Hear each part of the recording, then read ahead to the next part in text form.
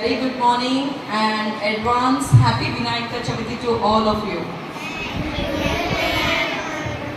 So పక్కన గారు ఏం చెప్పారు అందరు విన్నారా?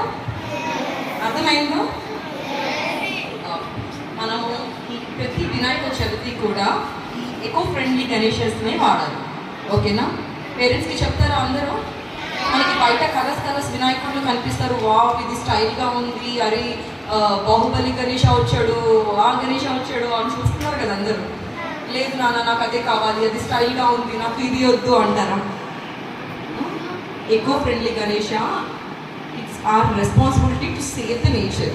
ఓకే, అండ్ మన హెల్త్ కూడా అందరివి బాగుండాలి అంటే మనం ఎకో ఫ్రెండ్లీ గణేష మాత్రమే వాడాలి. ఓకేనా?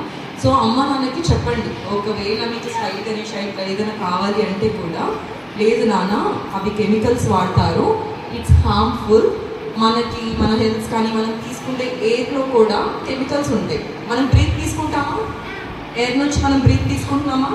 సో అది ఎప్పుడు కూడా న్యాచురల్గా ఉండాలి, ఆర్గానిక్గా ఉండాలి.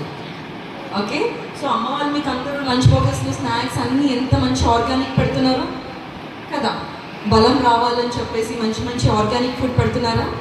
సో అలానే మన ఎయిర్ కూడా ఎంత న్యాచురల్గా ఎంత ఆర్గానిక్గా ఉంటే మనం అందరం అంత స్ట్రాంగ్గా అంత హెల్తీగా ఉంటాం.